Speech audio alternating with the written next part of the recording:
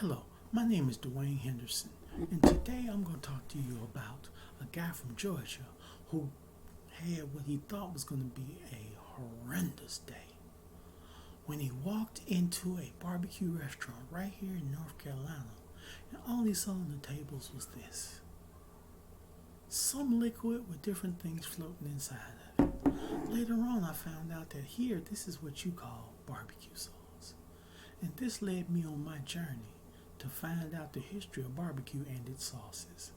I am a current culinary arts student here who has spent numerous hours researching just that.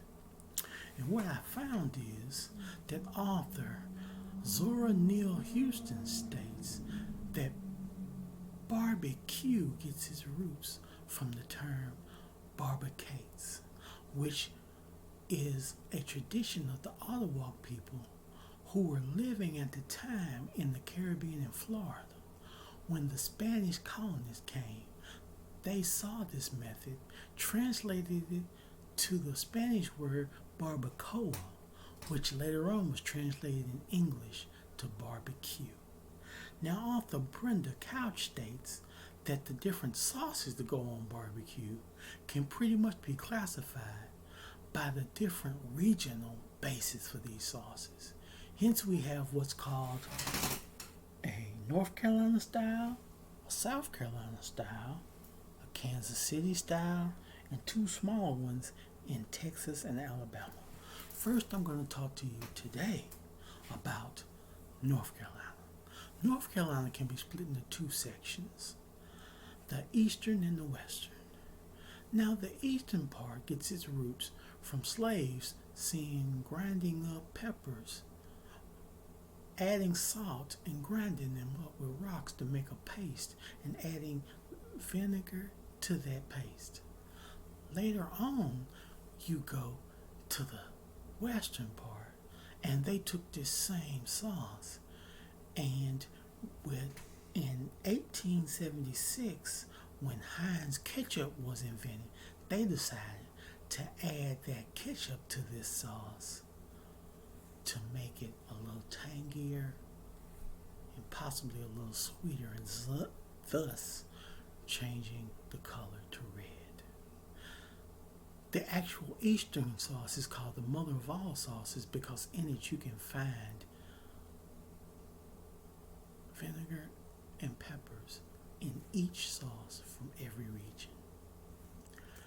Next, I'm going to go on and talk about South Carolina style sauce. South Carolina has a base of mustard because the first colonies were actually in South Carolina in the 1500s, according to the South Carolina Barbecue Council. And these Spanish colonies, when they brought over pigs, the Native Americans showed them how to cook these pigs. So this is why in the Carolinas, if you say barbecue, it equals pork and no other meats. Other meats can be barbecued, but pork is barbecue. Now, in the 1700s, when German families were given land grants to come to America to live, they brought with them the use of mustard. Hence, you have the mustard style sauces that South Carolina is known for today.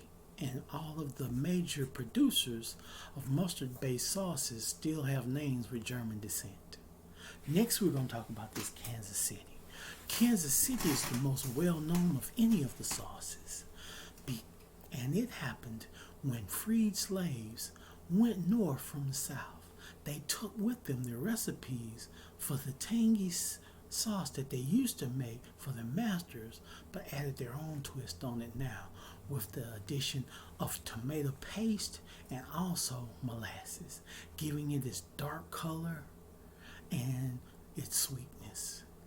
So since then, supermarket shelves have been piled up with this sauce, and what's made it so popular also is the fact that fast food restaurants pass this sauce out by the cases daily so that people can use it as a dipping sauce for their nuggets, tenders, and fries.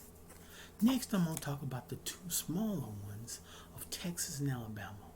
Now, some argue whether or not Texas even has its own style because they use something called a mop sauce, which is a thin sauce used to cook large cups of meat so it doesn't dry out.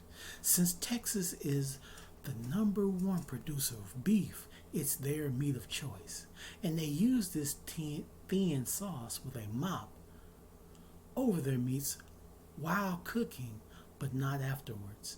So if you go to Texas, you may or may not even see a sauce, but it will be on the table. Now, lastly, the Alabama sauce, the Alabama white, gets its origin from Bob Gibson, who invented this sauce in 1925 for a customer that didn't like anything that had anything to do with tomatoes. Since then, if you go to North Alabama, if you see barbecue sauce, it's always going to be white. So here I have given you a brief history of barbecue sauces, but basically the major determination is where you live. Where you live will determine what exactly you call barbecue sauce. Thank you.